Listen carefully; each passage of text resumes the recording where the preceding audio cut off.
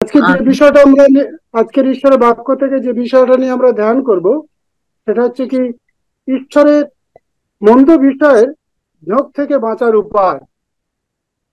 মানুষের জীবনে মন্দ বিষয়ের যে ঝোঁক, মন্দ বিষয়ের যে প্রবণতা, এটা কিন্তু মানুষের স্বভাবের মধ্যে, মানুষের চরিত্রের মধ্যে দেখতে পাওয়া যায়।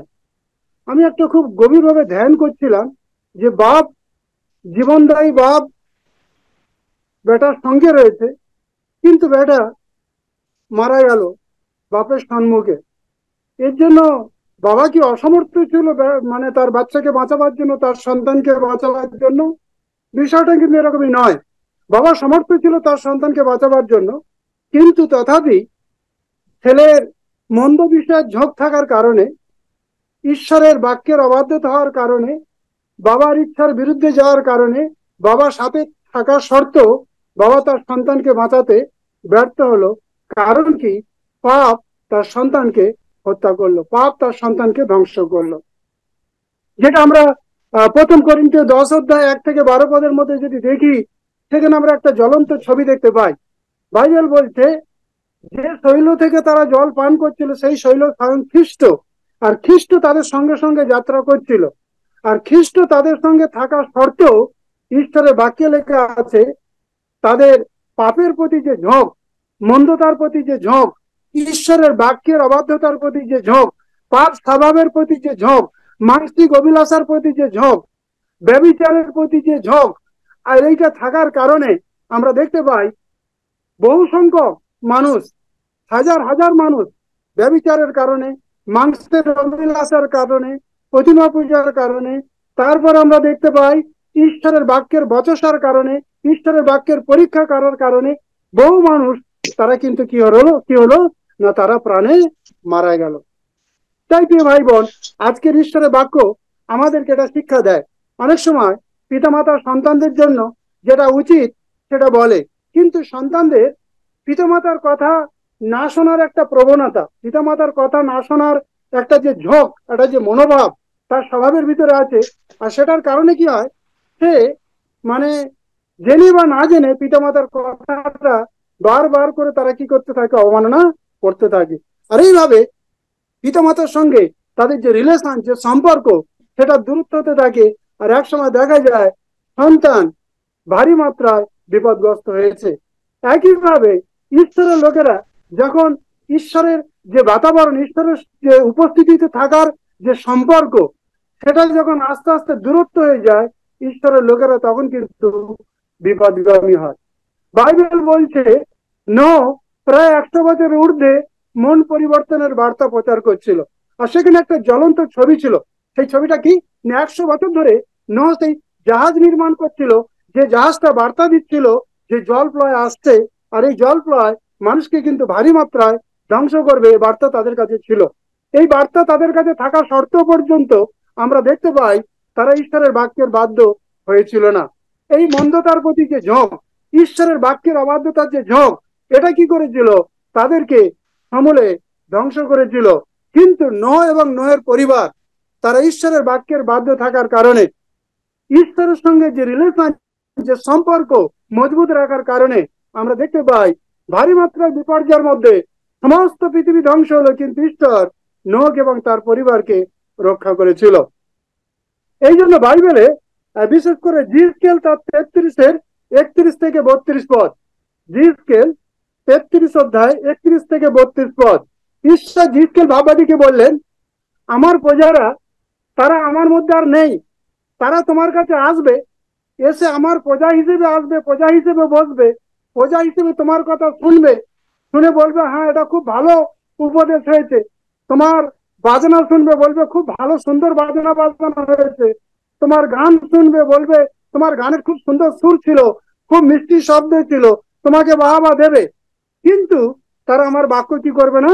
পালন করবে না। জিসকেল তার 33-31-32 পদে লেখা আছে। কেউ একজন যদি পড়তে চান পড়তে পারেন। হ্যাঁ, পড়ুন। আ- আর প্রজালোক যেমন আইসে, তেমনি তাহারা তোমার কাছে আইসে, আমার প্রজা বলিয়া তোমার সম্মুখে বসে, ও তোমার বাক্য সকল শুনে কিন্তু তাহা পালন করে না, কেননা মুখে তাহারা বিলক্ষণ প্রেম দেখায়, কিন্তু তাহাদের চিত্ত তাহাদের লাভের দিকে যায়। ধন্যবাদ। বিশিষ্ট। এখানে ঈশ্বরের বাক্যের একটা পরিষ্কার ছবি তুলে ধরা হয়েছে। ঈশ্বর জিসকেলকে বলছে, দেখো তারা আমার প্রজা হিসেবে তোমার কাছে আসে আর তোমার কাছে বসে আর তোমার মুখ থেকে আমার কথা শোনে, কিন্তু তারা আদৌ তারা কি করে না, আমার বাক্য জীবনে পালন করে না। খালি শ্রোতা মাত্র, তারা শুনে যায় কিন্তু বাক্য তারা পালন করে না। তারা মুখে মানুষকে বিলক্ষণ প্রেম দেখায়, কিন্তু বাস্তবিক জীবনে তাদের মধ্যে সত্য প্রেম, প্রকৃত ঈশ্বরের প্রেম তাদের মধ্যে নেই। কারণ কি, তারা সবসময় কি করে, লাভের রাস্তা খুঁজে বেড়ায়। কিভাবে জাগতিক লাভ পাওয়া যাবে সেই লাভের রাস্তা তারা দেখতে চায়, কিন্তু প্রকৃত সত্যরূপে নিঃস্বার্থ ভাবে এবং শর্তবিহীন ভাবে ঈশ্বরকে ভালোবাসতে তারা চায় না। প্রিয় ভাই বোন, আজকের দিনে আমরা অনলাইনে ব্রেম পরিবারে প্রতিদিন আমরা ঈশ্বরের সান্নিধ্যে আসি আর ঈশ্বরের বিভিন্ন দাস দাসীদের মধ্যে দিয়ে আমরা ঈশ্বরের বাক্য শুনি। কিন্তু ঈশ্বরের বাক্য শোনাটাই কিন্তু আমাদের যথেষ্ট নয়। আমাদের দৈনন্দিন জীবনে ঈশ্বরের বাক্যের আয়নায় নিজেদেরকে দেখা দরকার আছে, অবজার্ভ করা দরকার আছে। আমরা ঈশ্বরের বাক্য যেটা শুনছি ওটা বাক্য জীবনে পালন করছি কিনা ওটা দেখা দরকার আছে। কারণ আমরা যদি ঈশ্বরের বাক্য শুনি, ঈশ্বরের বাক্য যদি পালন না করি, তাহলে কিন্তু আমরা প্রকৃত ঈশ্বরকে ভালোবাসি না। আমরা লোভের বশীভূত হয়ে, লাভের বশীভূত হয়ে, জাগতিক লাভ পাওয়ার জন্য আমরা ঈশ্বরকে কি করি, ভালোবাসা দেখাই, কিন্তু আমাদের মধ্যে প্রকৃত ঈশ্বরের ভালোবাসা নাই। কারণ ঈশ্বরের বাক্য আমাদের কাছে পরিষ্কার একটা ছবি তুলে ধরেছে। সেই ছবি কি না, ঈশ্বরের বাক্যে লেখা আছে যে প্রকৃত ঈশ্বরকে ভালোবাসবে তার মধ্যে দিয়ে কি দেখতে পাওয়া যাবে, ঈশ্বরের বাক্যের আজ্ঞা পালন সে করবে। যেটা আমরা প্রথম জন 5:4 আমরা দেখতে পাই যে প্রকৃত ঈশ্বরকে ভালোবাসবে সে ঈশ্বরের আজ্ঞা পালন করবে। ভালোবাসি তাহলে ঈশ্বরের আজ্ঞা পালন করবো, আর ঈশ্বরের আজ্ঞা যদি আমরা পালন করি তাহলে এটা নিশ্চিত আমরা ঈশ্বরকে ভালোবাসি। আর যদি ঈশ্বরের বাক্যের সাথে হাঁকে হাঁ মিলিয়ে ঈশ্বরের বাক্যের সাথে যদি একমতে আমরা না চলতে পারি, তাহলে এটা পরিষ্কার যেভাবে ঈশ্বরকে ভালোবাসা দরকার সেইভাবে ঈশ্বরকে এখন আমরা ভালোবাসতে পারিনি। ঈশ্বরের বাক্য আমাদেরকে পরিষ্কার ছবি দেখায়। বলছে তারা লোককে ঠকাবার জন্য লাভ দেখতে চায়, যেটা জিসকেলে পড়া হলো, তারা লোককে ঠকিয়ে নিজেদেরকে লাভ পেতে চায়, কিন্তু প্রকৃত সত্য ঈশ্বরের ভালোবাসা তাদের মধ্যে দেখতে পাওয়া যায় না। যারা ঈশ্বরের বাক্য পালন করার মধ্যে দিয়ে ঈশ্বরকে ভালোবাসে না, তাদের মধ্যে দিয়ে ঈশ্বরের প্রকৃত সত্য ভালোবাসা দেখতে পাওয়া যায় না। তাই প্রিয় ভাই বোন, আজকের দিনে এই জন্য ঈশ্বরের বাক্য বলছে, লুক তার 17:32 বলছে, লোটের স্ত্রীকে স্মরণ করো, লোটের স্ত্রীকে স্মরণ করো। আমরা জানি আব্রাহামের সঙ্গে যে লোট ছিল, আব্রাহাম যেভাবে ঈশ্বরের বাক্যকে ভালোবাসতো, ঈশ্বরের বিধি ব্যবস্থাকে ভালোবাসতো, ঈশ্বরের বাক্যের সাথে হাঁকে হাঁ মিলিয়ে চলতো, লোট কিন্তু সেইভাবে ঈশ্বরের বাক্যকে ভালোবাসতো না। লোট কিন্তু সেইভাবে ঈশ্বরকে প্রকৃত সত্য যে প্রেম, বাক্যের ভিতর দিয়ে যে ভালোবাসা, সেই ভালোবাসা কিন্তু লোটের জীবনে ছিল না। যদি থাকতো তাহলে লোট আব্রাহামের মতো এত বড় ঈশ্বর প্রেমিক, এত বড় ঈশ্বরের আশীর্বাদের পাত্র ব্যক্তিকে ছেড়ে আব্রাহাম কিন্তু মানে সদমে যেত না। আর আমরা দেখতে পাই এইটার কারণে আব্রাহাম, আমরা আব্রাহামকে ছেড়ে সদমে গেল, আর যার পরে আমরা দেখতে পাই অনেক প্রকার ভাবে তো সদমের যে মানুষের যে বিপদগামী জীবন দেখার পরে লোট কষ্ট পেত, লোট যাতনা পেত, ক্লেশ পেত, কিন্তু তথাপি লোট সেই স্থান ছেড়ে চলে আসার জন্য ইচ্ছা প্রকাশ করেনি, সেখানে ডিলে করছিল। আর যার কারণে আমরা দেখতে পাই যখন সদম গমরাকে ধ্বংস করার জন্য ঈশ্বরের বার্তা নেমে এলো আর স্বর্গদূত তাদেরকে নির্দেশ দিল, তোমরা এই স্থান অতি শীঘ্রই তোমরা ত্যাগ করো, কারণ এই স্থান ধ্বংস হতে চলেছে। তাদের নির্দেশ ছিল যাত্রাপথে তারা যেন কোন রকম ভাবে তারা পিছে না ফেরে। আর আমরা দেখতে পাই লোটের স্ত্রী যেহেতু সদমেই বড় হয়েছে, সদমের মানুষের জীবনযাত্রাতে সে বেড়ে উঠেছে, আর আমরা দেখতে পাই লোটের স্ত্রী ঈশ্বরের দূতের বার্তাকে কি করলো, অবমাননা করে ঈশ্বরের বাক্যকে অবাধ্য হয়ে সে যখন পিছন ফিরে তাকালো, আমরা দেখতে পাই লবণের একটা খাম্বা হয়ে গেল, এমন একটা লবণের স্তম্ভ হয়ে গেল যে লবণ আর কোনো কার্যে লাগে না।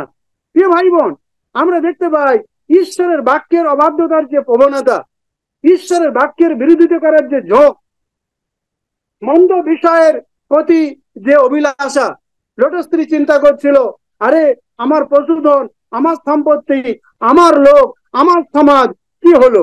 এই সকল বিষয় চিন্তা করতে গিয়ে আমরা দেখতে পাই লোটের স্ত্রী কি ভারী মাত্রায় বিপদগামী হয়েছিল। শুধু তাই নয়, আমরা দেখতে পাই লোট ঈশ্বরের প্রতি প্রকৃত সত্য প্রেম না থাকার কারণে লোট কিন্তু মদাসক্ত অবস্থায়, লোটের বংশ আমরা দেখতে পাই কি ভারী মাত্রায় বিধ্বংসী হয়েছিল। লোটের বংশ আর ঈশ্বরের স্মরণে নিয়ে আসা হয়েছিল না।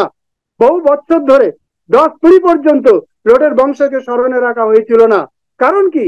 কারণ একটাই, লোটের প্রতি ঈশ্বরের যে সত্য প্রেম সেটা কিন্তু দেখতে পাওয়া যায়নি। ঈশ্বরের বাক্যের প্রতি যে মজবুত প্রেম সেটা কিন্তু দেখতে পাওয়া যায়নি। আর যার কারণে আমরা দেখতে পেয়েছি লোটের জীবনে, তার পরিবারের জীবনে, তার সন্তানদের জীবনে কি ভারী মাত্রায় বিপর্যয় নেমে এসেছিল। তাই প্রিয় ভাই বোন, ঈশ্বরের বাক্যে বলছে লাঙ্গলে হাত দিয়ে যদি কেউ পিছন ফিরে তাকায় সে ঈশ্বরের রাজ্যের উপযোগী নয়। বাস্তবিক পক্ষে একজন কৃষক যদি লাঙ্গলে হাত দিয়ে সে যদি বারবার পিছন ফিরেতে তাকায় তাহলে কি হবে? জীবনে বিপর্যয় ঘটবে। একইভাবে সত্য ঈশ্বরকে জানার পরে, সত্য ঈশ্বরের সত্য প্রেমকে বোঝার পরেও যদি মানুষ সত্য ঈশ্বর থেকে মুখ ঘুরিয়ে নিয়ে আবার পিছনে ফেরে, তার জন্য কিন্তু বিপদ ছাড়ার অন্য কিছু দেখতে পাওয়া যায় না। আমরা ইব্রিয় তার 10 অধ্যায় 36 থেকে 38 পদ একটা জ্বলন্ত দৃষ্টান্ত সেখানে দেওয়া আছে। ইব্রিয় 10 অধ্যায় আমরা যদি 35 পদ থেকে দেখি, ইব্রিয় 10-35, অতএব তোমাদের সেই সাহস ত্যাগ করিও না যা মহাপুরস্কার যুক্ত, কেননা ধৈর্য তোমাদের প্রয়োজন আছে, যেন ঈশ্বরের ইচ্ছা পালন করিয়া প্রতিজ্ঞার ফল প্রাপ্ত হও। প্রিয় ভাই বোন, যিশুর সঙ্গে চলা এটা কিন্তু চ্যালেঞ্জেস আছে। জীবনে সামাজিক প্রতিবন্ধকতা আসবে, রাজনৈতিক প্রতিবন্ধকতা আসবে, পারিবারিক প্রতিবন্ধকতা আসবে, অর্থনৈতিক প্রতিবন্ধকতা আসবে, বিভিন্ন চ্যালেঞ্জেস আমাদের সঙ্গে আসবে। কিন্তু তথাপি খ্রিস্টের জ্বলন্ত এবং জীবন্ত সত্য প্রেম যার ভিতরে থাকবে, সে ঈশ্বরের বাক্যের সঙ্গে হাঁকে হাঁ মিলিয়ে ঈশ্বরের বাক্যের বাধ্য হয়ে জীবনের শেষ দিন পর্যন্ত ঈশ্বরের বাক্যে সে ঠিক থাকবে। এই জন্য বলছে, কেননা ধৈর্য তোমাদের প্রয়োজন আছে। ধৈর্য রাখলেই তোমরা ঈশ্বরের ইচ্ছা পালন করতে পারবে। আর ঈশ্বরের ইচ্ছা পালন করতে পারলেই ঈশ্বর তোমাদের যে প্রতিজ্ঞা দিয়েছে সেই প্রতিজ্ঞার ফল তোমরা দেখতে পাবে। আব্রাহাম ধৈর্য রেখেছিল, প্রতিজ্ঞার ফল দেখতে পেয়েছিল। নোহ ধৈর্য রেখেছিল, প্রতিজ্ঞার ফল দেখতে পেয়েছিল। যিশু কালেব ধৈর্য রেখেছিল, প্রতিজ্ঞার ফল দেখতে পেয়েছিল।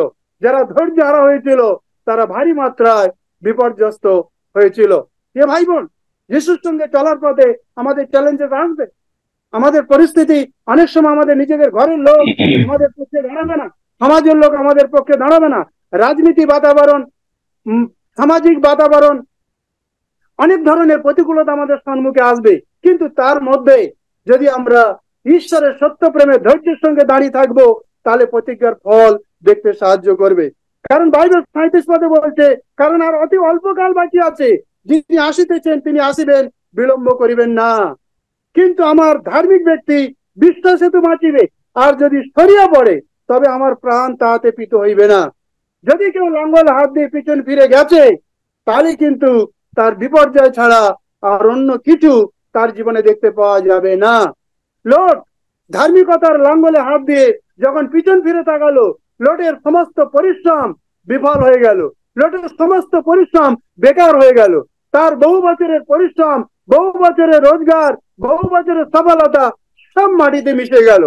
হ্যাঁ প্রিয় ভাই বোন, যারা সত্যময় ঈশ্বরকে জানার পরে সত্যময় ঈশ্বর থেকে, তার বাক্য থেকে মুখ ঘুরিয়ে নেয়, জাগতিক দিকে ঝোঁক দেয়, জাগতিক মন্দ বিষয়ের উপরে মন বাড়ায়, আমরা দেখতে পাই তারা এবং তাদের পরিশ্রম সবটাই কিন্তু বেকার হয়ে যায়। দুষ্টু হামন দুষ্টতার প্রতি মন বাড়াবার জন্য, মন্দতার প্রতি মন বাড়াবার জন্য, পাপের প্রতি মন বাড়াবার জন্য, ঈশ্বরের লোকদের বিরুদ্ধে জানাবার জন্য আমরা দেখেছিলাম তার ধন, তার সম্পত্তি, তার মান, তার যশ, তার নিজের জীবন, তার 10 সন্তান সবগুলো স্পয়েল হয়ে গেছিল, ধ্বংস হয়ে গেছিল। প্রিয় ভাই বোন, আজকের আমি আর আপনি কোন জায়গায় দাঁড়িয়ে আছি এটা দেখা দরকার আছে। বাইবেলে ইব্রিয় তার 10-28-29 পদে পরিষ্কার লেখা আছে, বলছে মসির ব্যবস্থার আজ্ঞা লঙ্ঘন করার কারণে মানুষ তাদের প্রতি দয়া না দেখিয়ে তাদেরকে হত্যা করা হয়েছিল, মেরে ফেলা হয়েছিল। কিন্তু ঈশ্বরের জীবন্ত পুত্রকে যারা পায়ে দলায়, ঈশ্বরের জীবন্ত পুত্রকে যারা ঘৃণা করে, তাহলে তাদের শাস্তি আরো কত না ভারী মাত্রা আসবে। ঈশ্বরের অনুগ্রহের যে পবিত্র আত্মার দান তারা পেয়েছে, সেই পবিত্র আত্মাকে যারা অপমান করে, তারা কত না ভারী মাত্রা দণ্ডিত হইবে, যেটা ইব্রিয় 10:9 লেখা আছে।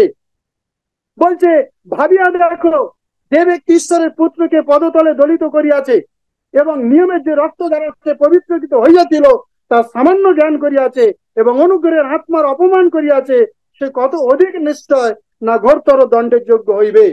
প্রিয় ভাই বোন, বর্তমান সমাজে আমরা দেখতে পাই, কিছু জাগতিক সুযোগ সুবিধার জন্য, কিছু জাগতিক স্বার্থের জন্য, জগতের প্রতি মোহ, জগতের প্রতি ভালোবাসা, জাগতিকতার প্রতি যে প্রেম, আর জাগতিক বিষয়ের উপরে যে ঝোঁক, মন্দ অভিলাষার প্রতি ঝোঁক, এইটার কারণে আজকের অনেক মানুষ ঈশ্বরের প্রেম থেকে আজকে সরে গেছে, যার কারণে তারা আজকের ঈশ্বরের ক্রোধে শিকার হতে চলেছে। বাইবেল বলছে, ইসরায়েল জাতি মিশরে 400 বছর, মানে কি 4 পিঢ়ি, 100 বছরে যদি এক পিঢ়ি ধরা হয়, 4 পিঢ়ি তারা মিশরে ছিল। মিশরে থাকতে থাকতে মিশরের চিন্তাধারা, মিশরের আচার ব্যবহার, মিশরের জীবনযাত্রা, মিশরের ক্যারেক্টার, মিশরের চরিত্র, মিশরের চাল চলন এতটাই বেশি তারা তাদের জীবনে নিয়ে নিয়েছিল। ঈশ্বর এত অদ্ভুত এবং অলৌকিক কার্যের মধ্যে দিয়ে মিশর থেকে তাদেরকে বার করে আনার পরে তাদের জলের প্রয়োজন ঈশ্বর জুগিয়েছে, খাবারের প্রয়োজন ঈশ্বর জুগিয়েছে, শত্রুর হাত থেকে ভারী মাত্রা ঈশ্বর তাদের রক্ষা করেছে, তাদের শরীরের বস্ত্র নষ্ট হতে দেয়নি, পায়ের জুতোর ফিতে ছিঁড়তে দেয়নি, তাদের রোগে পড়তে দেয়নি। বিনা পরিশ্রমে তাদেরকে ঈশ্বর যত্ন নিয়েছে লক্ষ লক্ষ মানুষকে। কিন্তু তথাপি বারবার তারা মিশরের দিকে ঝোঁক লাগিয়েছে। যখন একটু কষ্ট পড়েছে, মিশরে যাওয়ার ইচ্ছা প্রকাশ করেছে। আবার একটু সমস্যার মধ্যে গেছে, মিশরের দিকে তারা ঝোঁক লাগিয়েছে। মিশর থেকে তো বেরিয়ে এসেছে, কিন্তু মিশরীয় স্বভাবের যে ঝোঁক তাদের ভিতরে থাকার কারণে আমরা দেখতে পাই তারা মরু প্রান্তরে মারা পড়েছিল। প্রিয় ভাই বোন, আজকের দিনে সত্যময় ঈশ্বরকে জানার পরে, সত্যময় ঈশ্বরের সত্য প্রেম পাওয়ার পরে, যদি জগতের জাগতিক বিষয়ের উপরে যদি আমাদের ঝোঁক আছে, জগতের জাগতিক বিষয়ের উপরে, মানসিক অভিলাষার উপরে যদি আমাদের ঝোঁক আছে, ঈশ্বরের পুত্র আমাদের সঙ্গে থাকা সত্ত্বেও ঈশ্বরের পুত্র আমাদের বাঁচাতে পারবে না, আমাদের পাপ আমাদেরকে মেরে ফেলবে। তার জ্বলন্ত ছবি যেটা বাইবেলে 1 করিন্থীয় 10:1-12 আমরা দেখতে পাই। সাধু পৌল বলছে, এটা বিষয় তোমাদের অজ্ঞাত থাকে এমন নয়, এটা আমাদের স্মরণ করার জন্য লেখা হচ্ছে, যেন আমরা আমাদের পূর্বপুরুষদের মতো এরকম বিহেভ করে আমরা যেন ক্ষতিগ্রস্ত না হই, আমরা যেন বিনষ্ট না হই, আমরা যেন ধ্বংস না হই। গণনা পুস্তক তার 12:4-15 ঈশ্বর মসিকে বললেন, তুমি মরিয়ামকে আর হারুনকে ডাকো, আমি পবিত্র আবাসস্তম্ভতে মেঘে নেমে আসবো, আমি তাদের সঙ্গে কথা বলতে চাই। কথা বলে ঈশ্বর মরিয়ামকে আর হারুনকে বললেন, আমার দাস মসি আমার বাড়ির মধ্যে, সে হচ্ছে বিশ্বস্ত সেবক, তার বিরুদ্ধে কথা বলার এত বড় হিম্মত, তার বিরুদ্ধে কথা বলার এই অধিকার তোমাদেরকে কে দিল? কেন তোমরা ঈশ্বরের আজ্ঞা লঙ্ঘন করলে? কেন তোমরা ঈশ্বরকে ভয় করলে না? আমরা দেখতে পাই সমস্ত ইসরায়েল জাতি যাত্রা স্থগিত হয়ে গেল। 7 দিন মরিয়াম, যদিও মসি তখন তৎক্ষণাৎ কেঁদেছিল, চোখে জল ফেলেছিল, হে প্রভু রক্ষা করো মরিয়ামকে, কিন্তু প্রভু বললেন না, 7 দিন সে শিবিরের বাইরে থাকবে, 7 দিন পরে তার শিবিরের ভিতরে নিয়ে আসা হবে, তারপরে ইসরায়েল যাত্রা করবে। প্রিয় ভাই বোন, আমরা অনেক সময় বুঝে বা না বুঝে আমরা ঈশ্বরের বাক্যের সমালোচনা করি। প্রভুর দাসেরা যখন প্রভুর বাক্য করে, তখন কড়াটা আসে, কঠিন কথা আসে, কঠিন শব্দ আসে বা শাসনজনিত কথা আসে, তখনও তো আমাদের ভালো লাগে না, তখনও তো আমরা একে অপরের বিষয়ে সমালোচনা করি। কিন্তু সমালোচনা করার যে প্রতিফল, যে ফিডব্যাক আমরা দেখতে পেয়েছি এখানে গণনা পুস্তক 12:4-15 মধ্যে, মরিয়ম তার নিজের ভগ্নী ছিল, ঈশ্বরের লোকের বিরুদ্ধে যার কারণে তার যে প্রতিফল তাকে দেখতে হয়েছিল, হারুনও দেখেছিল। তাই প্রিয় ভাই বোন, আজকের দিনে ঈশ্বরের বাক্যের সাথে আমাদেরকে হাঁকে হাঁ মিলিয়ে চলাটা অত্যন্ত জরুরি আছে। ঈশ্বরের বাক্যের সাথে যদি হাঁকে হাঁ মিলিয়ে চলি, আমাদের জীবনে বিপর্যয় আছে। এই জন্য বাইবেল বলছে, লোটের স্ত্রীকে স্মরণ করো। লোটের স্ত্রী ঈশ্বরের বাক্যের অবাধ্য হওয়ার কারণে তার ফিডব্যাক, তার প্রতিফলটা, তার পরিণামটা কি পেয়েছিল? 100 বছর ধরে ঈশ্বরের বার্তা পাওয়ার পরে জ্বলন্ত 100 বছর ধরে যে জাহাজ নির্মাণ হচ্ছিল, জ্বলন্ত ধ্বংসের একটা প্রতিচ্ছবি থাকার সত্ত্বেও পর্যন্ত তারা ঈশ্বরের বাক্যের সঙ্গে অবমাননা করেছিল, ঈশ্বরের বাক্যকে তুচ্ছ করেছিল, ভারী মাত্রায় ক্ষতিগ্রস্ত হয়েছিল। এগুলো আমাদের চেতনার জন্য লেখা হয়েছে, যেন আমরা মন ফিরাই, যেন জাগতিক ঝোঁক থেকে ফিরে আসি, ঈশ্বরের বাক্যের প্রতি ঝোঁক লাগাই, ঈশ্বরের প্রেমে ঝোঁক লাগাই, ঈশ্বরের কাছে জীবন সমর্পণ করি, সমর্পিত হই। তাহলে আমরা বাঁচবো, আমাদের পিঢ়িকেও বাঁচাতে পারবো, আমাদের পিঢ়িকেও কি করতে পারবো? বাঁচাতে পারবো। ঈশ্বরের বাক্যে লেখা আছে, যেটা আমরা বিচার কর্তৃগণ 2:10 দেখতে পাই, ইসরায়েলের দ্বিতীয় পিঢ়ি তারা ঈশ্বরকে জানতে পারলো না। কেন ঈশ্বরকে জানতে পারলো না? বিচার কর্তৃগণ 2:10 আপনারা ফাঁকা সময় পড়ে নেবেন। বাইবেলে লেখা আছে দ্বিতীয় পিঢ়ি তারা ঈশ্বরকে জানতো না।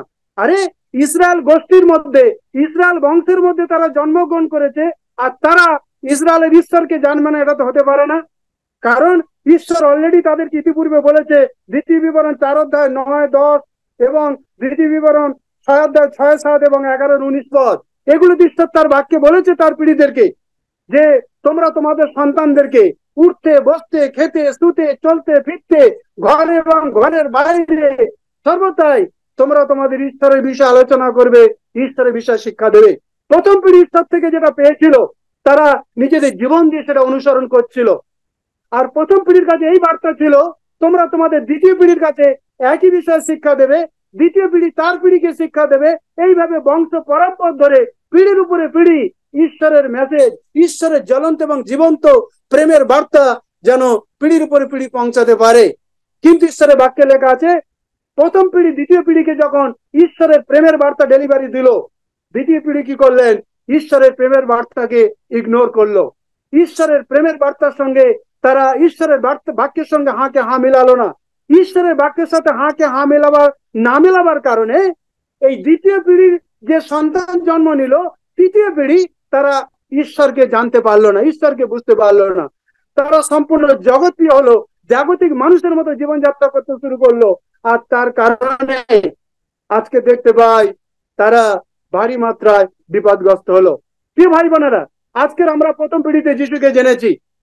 আমাদের পিঢ়ি যদি আমাদের জীবনের মধ্যে দিয়ে, আমাদের লাইফস্টাইলের মধ্যে দিয়ে, আমাদের আচার ব্যবহারের মধ্যে দিয়ে, আমাদের স্বভাবের মধ্যে দিয়ে যদি আমাদের সন্তানেরা খ্রিস্টের সত্য প্রেমকে জানতে না পারে, প্রকৃত ঈশ্বরের সত্য প্রেমকে দেখতে না পায়, আমাদের পিঢ়ি আমাদের সন্তানেরা তারা যদি প্রকৃত রূপে সত্য ঈশ্বরকে যদি বুঝতে না পারে, সেই পথে যদি না চলে, তাদের পরবর্তী যে জেনারেশন আসবে, সেই জেনারেশন সত্যময় ঈশ্বরকে জানতে বা চিনতে পারবে না।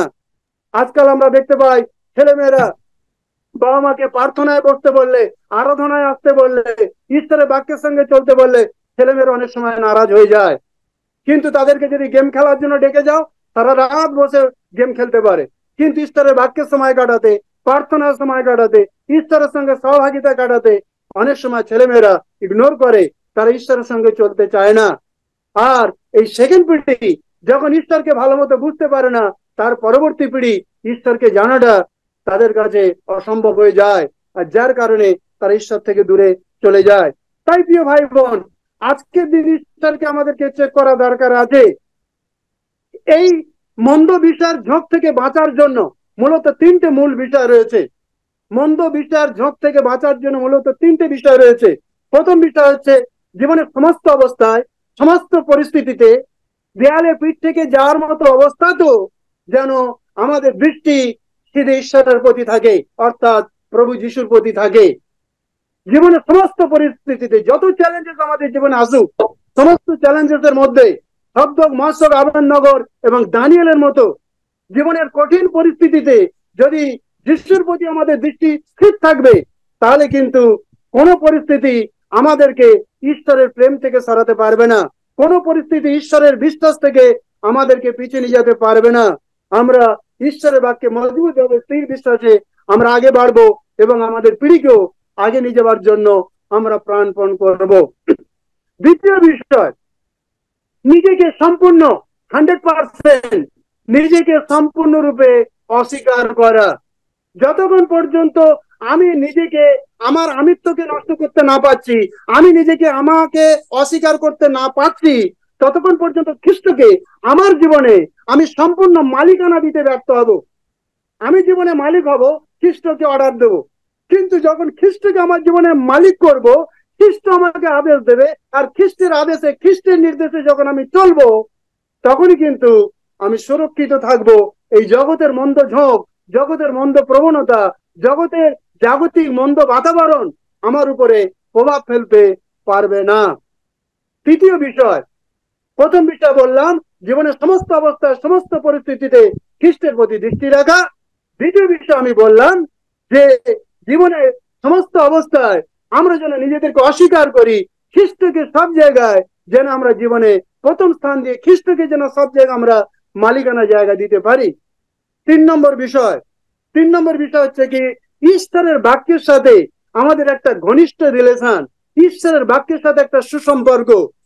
কারণ কলসীয় 3:16 বলছে, খ্রিস্টের বাক্যকে প্রচুর রূপে তোমাদের হৃদয়ে জায়গা দাও, যেন এই জগতের জাগতিকতা, এই জগতের মন্দতা, এই জগতের মানসিক অভিলাষা, এই জগতের মন্দ ঝোঁক যেন তোমাদের জীবনে প্রভাব ফেলতে না পারে। এই তিনটে মূল বিষয় আমাদের জীবন অত্যন্ত জরুরি আছে। এই জন্য বাইবেলে প্রকাশিত বাক্য তার 22-11 পদে বলছে যে অধার্মিক সে আরো বেশি অধার্মিক হচ্ছে, সে আরো বেশি অধার্মিকতার পথে যাচ্ছে। কিন্তু যে ধার্মিক, যত মন্দতা বাড়ছে সে তত বেশি আরো আত্মিক জীবনে ধার্মিকতার প্রতি বাড়ছে, আরো ঈশ্বরের প্রতি প্রেম, ভক্তি, ভয়, ভালোবাসার প্রতি আরো বাড়তে যাচ্ছে, বাড়তে যাচ্ছে আর বাড়তে যাচ্ছে। প্রিয় ভাই বোন, আজকের আমরা কিসে বৃদ্ধি পাচ্ছি, কিসে বাড়ছি, সেটা আমাদের জীবনকে ঈশ্বরের বাক্যে দেখা দরকার আছে।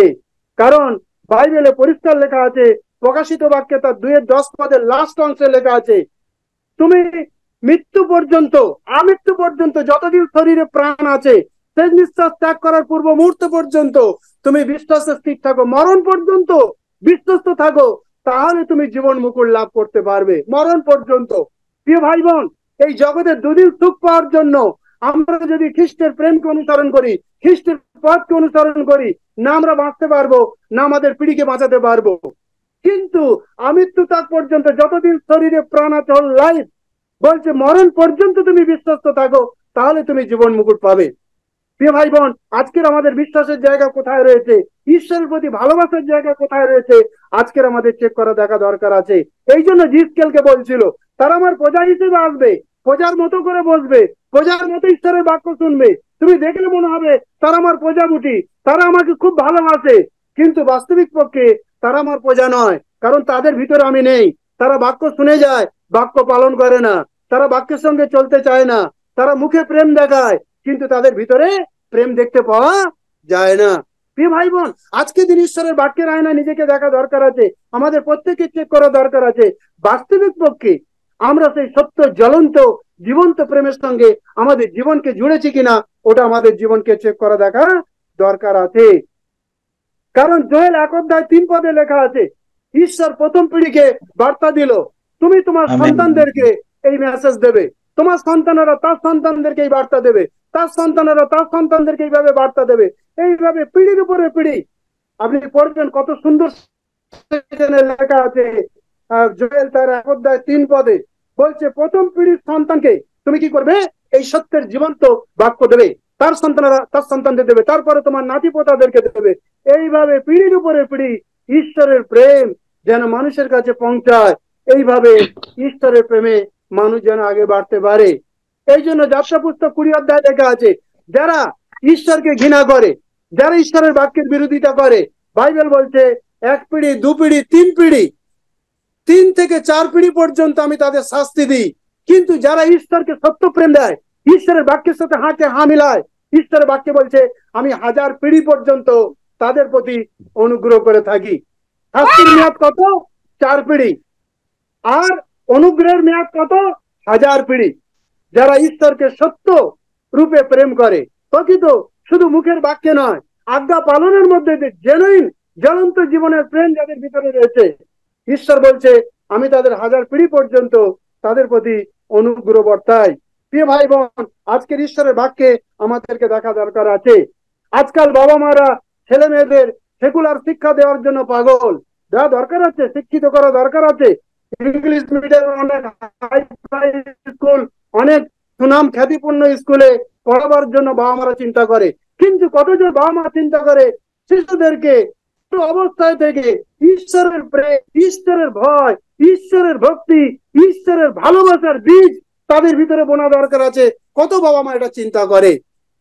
প্রিয় ভাই বোন, ঈশ্বরের বাক্যে পরিষ্কার করে বলা হয়েছে, ঈশ্বরের বাক্যে পরিষ্কার ছবি তুলে ধরা হয়েছে, পরিষ্কার করে বলা হয়েছে। সেটা হচ্ছে কি, যে ঈশ্বরের লোকেরা, ঈশ্বরের বাক্যে পরিষ্কার ছবি তুলে ধরা হয়েছে যে তুমি ঈশ্বর মসিকে ডাকলেন, যেটা দ্বিতীয় বিবরণ 6:19 পদে আমরা দেখতে পাই।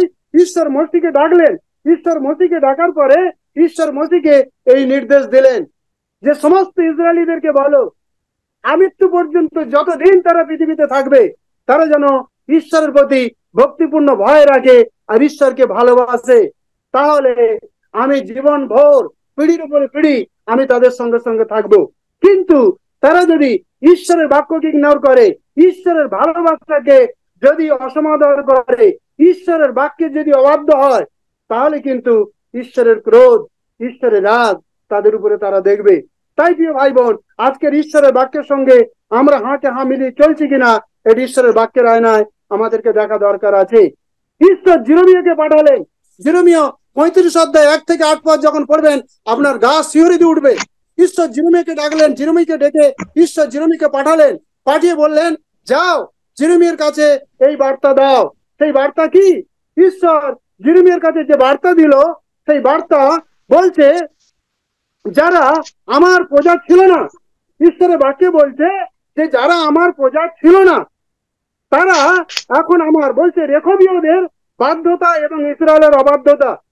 জিরমিয়া তার 35 অধ্যায় যদি 1 থেকে 14 পদে দেখবেন, রেখবীয়দের বাধ্যতা আর ইসরায়েলের অবাধ্যতার বিষয়ে লেখা আছে। রেখবীয়রা এটা ইসরায়েলের 12 গোষ্ঠীর মধ্যে ছিল না, তারা অরিজিনাল ঈশ্বরের 12 গোষ্ঠীর মধ্যে ছিল না, এরা প্রকৃত ইসরায়েল নয়।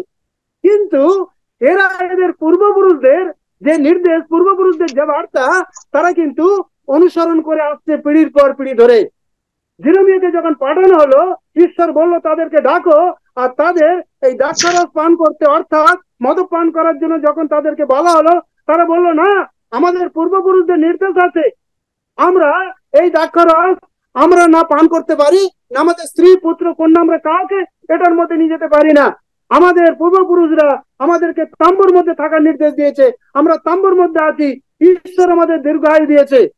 দেখতে পাই রেখবিয়ারা যারা অরিজিনাল ইসরায়েলি নয়, তারা ঈশ্বরের বাক্যের সঙ্গে হাঁকে হা মেলাবার কারণে তারা রিওয়ার্ড পেল, অর্থাৎ তারা ঈশ্বরের পুরস্কার পেল। কিন্তু যারা জেনুইন ইসরায়েল, তারা ঈশ্বরের বাক্যের অবাধ্য হওয়ার কারণে, ঈশ্বরের প্রতি অপ্রেম দেওয়ার কারণে, ঈশ্বরকে ঘৃণা করার কারণে আমরা দেখতে পাই ঈশ্বরের ক্রোধ নেমে এসেছিল, ঈশ্বরের মার নেমে এসেছিল, ঈশ্বরের শাস্তি নেমে এসেছিল।